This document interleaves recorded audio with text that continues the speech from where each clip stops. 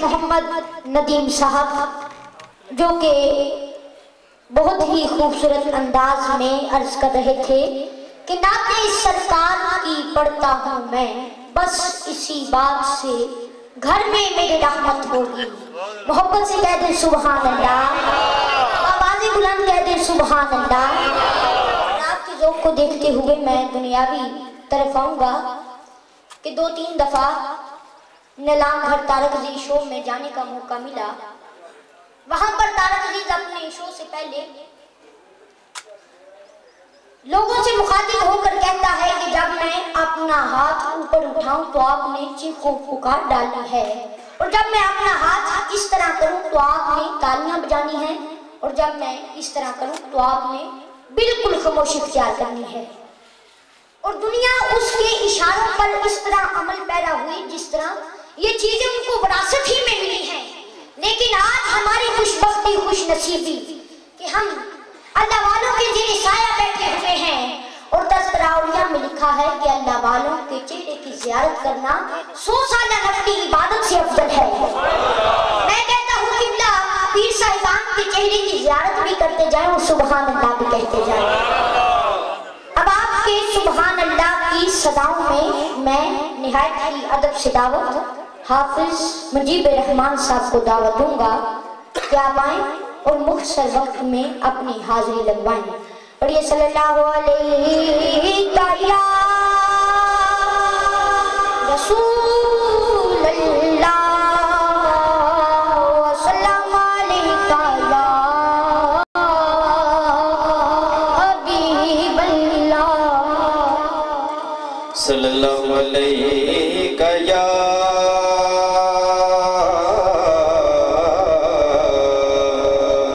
یا رسول اللہ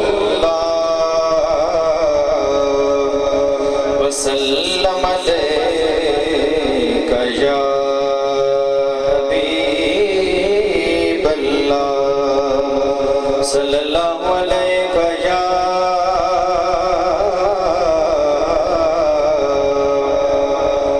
یا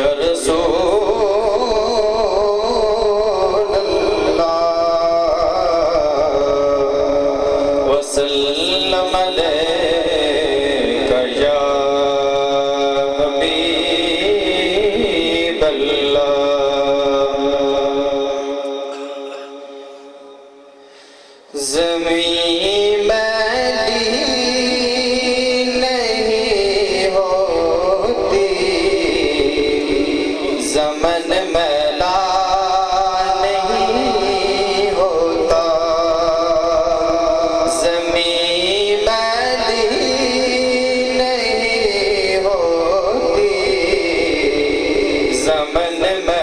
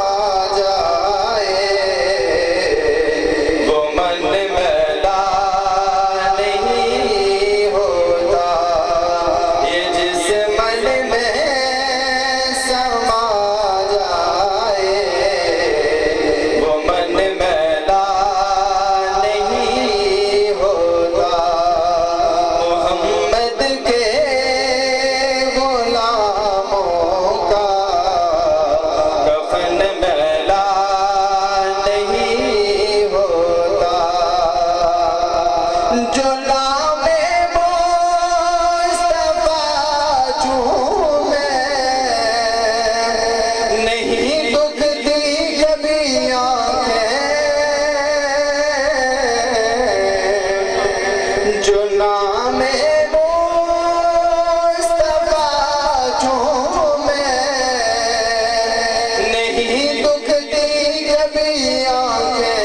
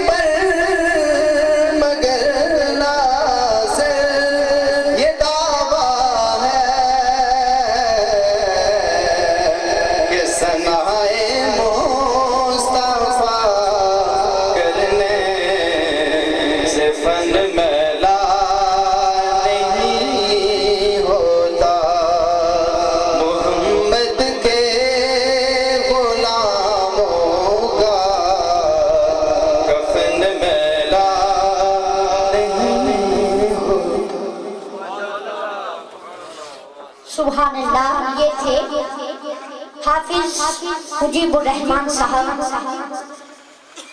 جو کہ بہت ہی پیارے انداز میں عرض کر رہے تھے کہ محمد کے غلاموں کا کفن میلا نہیں ہوتا، زمین میلی نہیں ہوتی، زمن میلا نہیں ہوتا، کریم آقا صلی اللہ علیہ وآلہ وسلم کے غلاموں کا کفن میلا نہیں ہوتا. ایک مرتبہ کہہ دیں سبحان اللہ. اور آپ کے ذوق کے پیش نظر عرض کروں گا کہ جو منکر ہو نبی کا حق کا بندہ ہو نہیں سکتا. پیر صاحب جو منکر ہو نبی کا حق کا بندہ ہو نہیں سکتا اور بنا عشق نبی امام مفتہ ہو نہیں سکتا. جو کہے یا رسول اللہ، جو کہے یا رسول اللہ اور جائے جہنم میں محمد مصطفیٰ کو یہ گوارا ہو نہیں سکتا. ایک مرتبہ کہہ دیں یا رسول اللہ. ایسے نہیں محمد سے کہنا ہے یا رسول اللہ.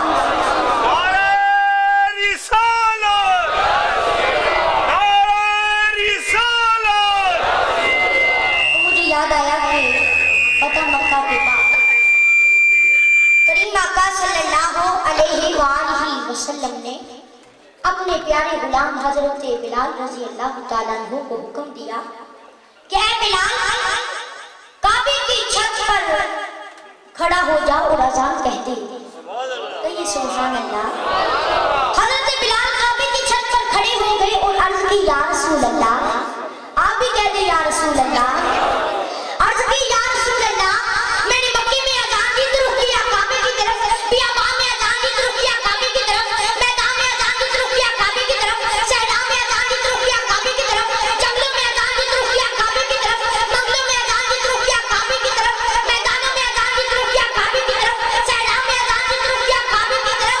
آقا جہاں جہاں بھی اذانیں دی کر ہم کرتا رہا کعبے کی طرف.